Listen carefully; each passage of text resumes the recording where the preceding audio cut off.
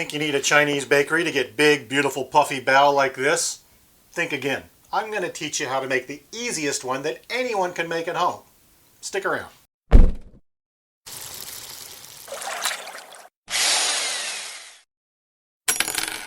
Hello people on the Bun Quest, I'm Mr. Spork and these are Mr. Spork's hands. If you've ever tried to make Chinese bao, Chinese buns, you'll know that there are dozens and dozens of varieties out there, and some of them can be more tricky than others. There's the steamed buns and the baked buns and the filled buns and the buns that you make with alkali water and the buns that you put the sweet cookie on top of that gives it that pineapple-y, crackly look. There's just so many kinds for you to discover. I want you to have some success right out of the gate with one of the simplest ones, and then you can advance on to the bigger, better, faster versions.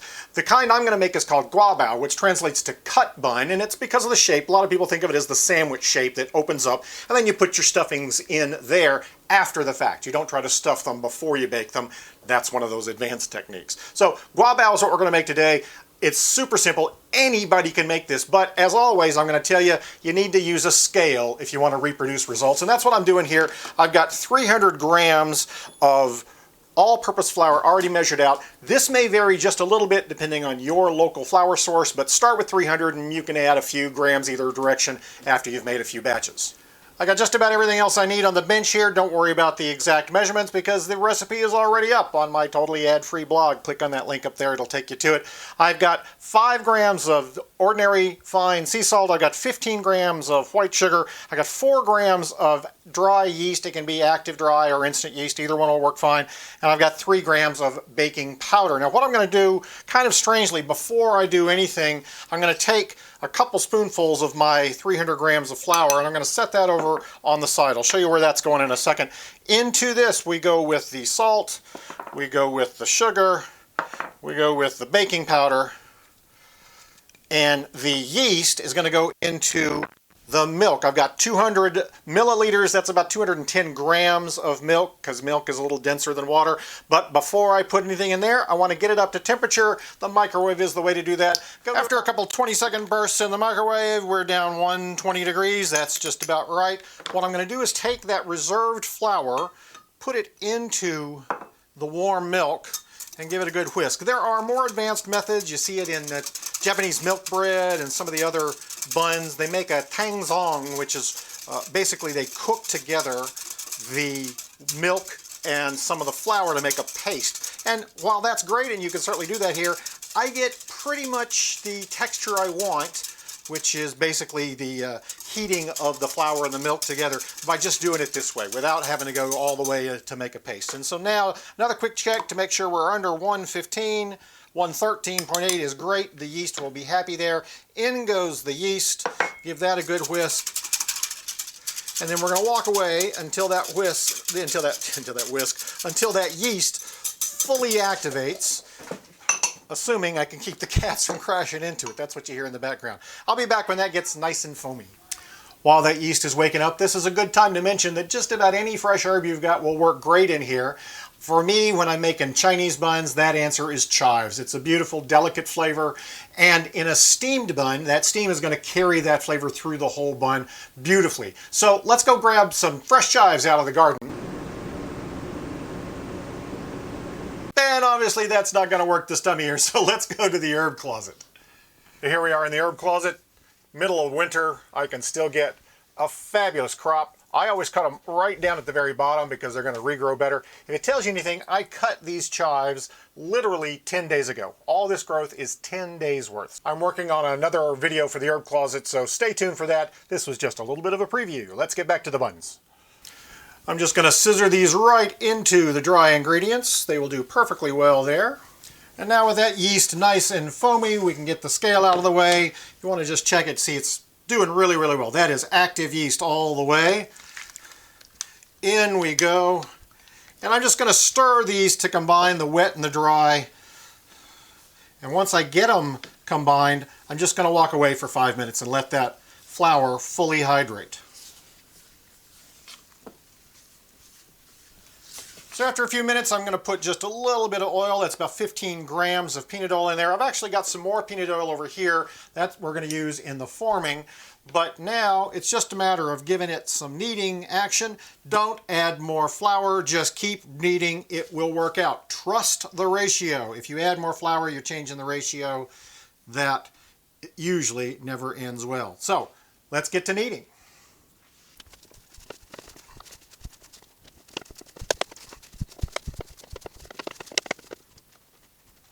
So here, after the first minute, you might be getting a little frustrated. It's a little sticky. There's still stuff on the bowl.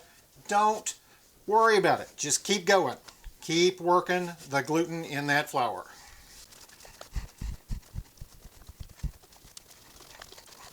So there is my finished dough ball. You can see that it's not sticky at all. Just going to pull it out into a lightly oiled bowl so that it can rise without sticking to the sides. Going to cover it up, and I'm going to put it into a nice warm place until it doubles in size. That's going to be about an hour, or in my case, about an hour's worth of snow shoveling, because we had another blizzard last night.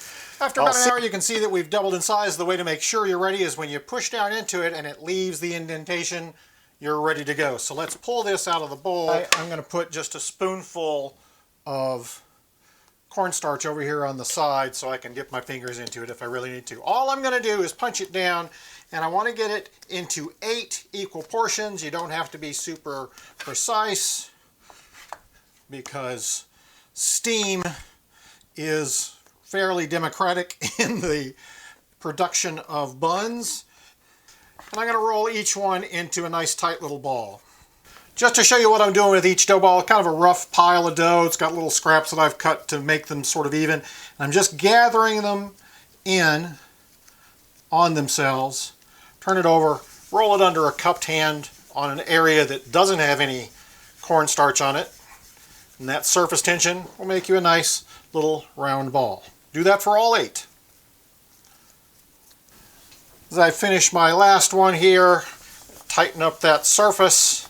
I'm just going to cover them with a little bit of cling film. A damp tea towel would work just as well. We just don't want them to dry out. And I'm going to give these literally 5 or 10 minutes just to rest a little bit. So to get my bamboo steamer ready, I'm actually going to use 2 layers. It works perfectly well for that. You just don't want to crowd the buns in the steamer. And I've got little parchment squares that I'm going to place each bun on once I form them. Probably get 4 to a rack, and I think this is a 12-inch square. You could certainly do them in multiple rounds if that's what you needed to do. I should also say that you can freeze these buns, but only after you've steamed them. So basically, you're going to go through the whole process, they're going to be ready to eat, and then you're going to take any leftovers, throw them in the freezer, and to reheat those from the freezer, you only want to use steam. Do not try to microwave them or bake them or anything else. Steam is the only way to reheat frozen buns. So after that dough is relaxed, I just take one of my dough balls, press it down flat. If it's fighting you a little too much, just let it rest a few more minutes. And literally, this is all you do. You just roll out an oblong. You don't even have to turn the dough. Then you take a little bit of your peanut oil and you brush one side. Now, I'm avoiding the very tips. That'll make sense here in a second. Brushing these so that they do stay split like a sandwich bun.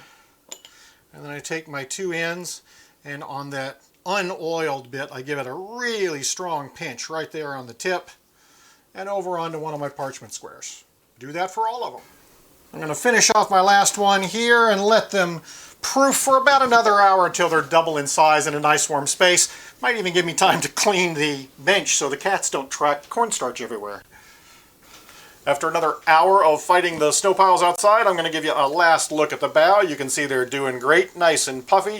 If you think they look good now, wait till you see them out of the steamer. They're going to get even bigger.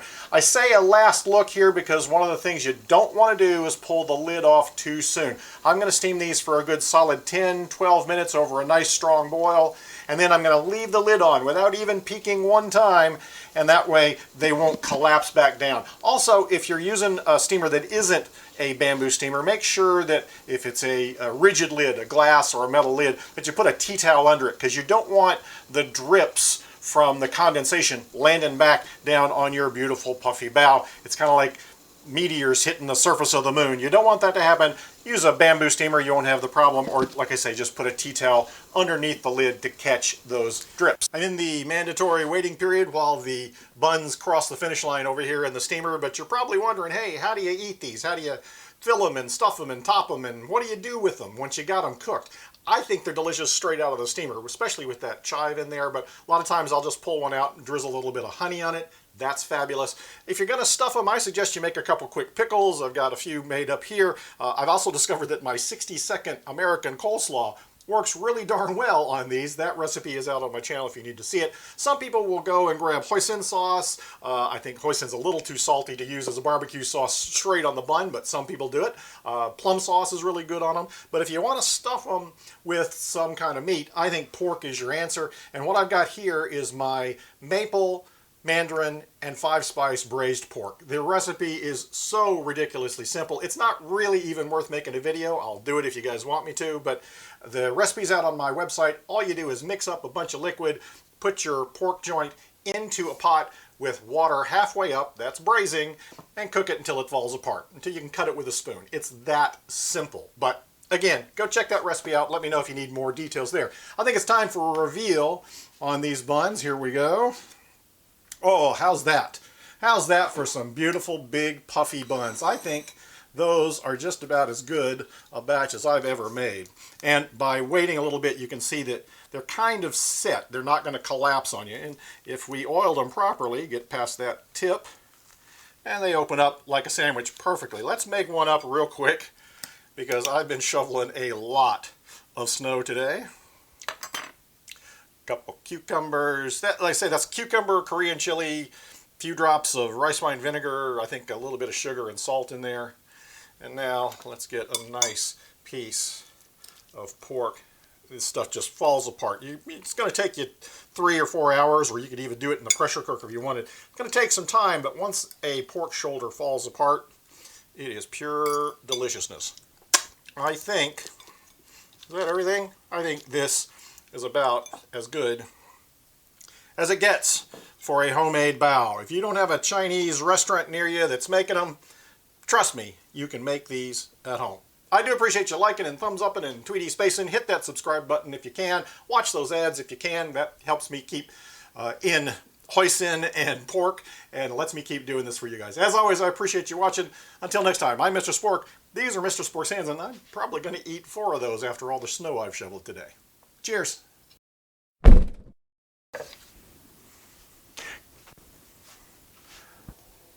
Don't stick your nose in that.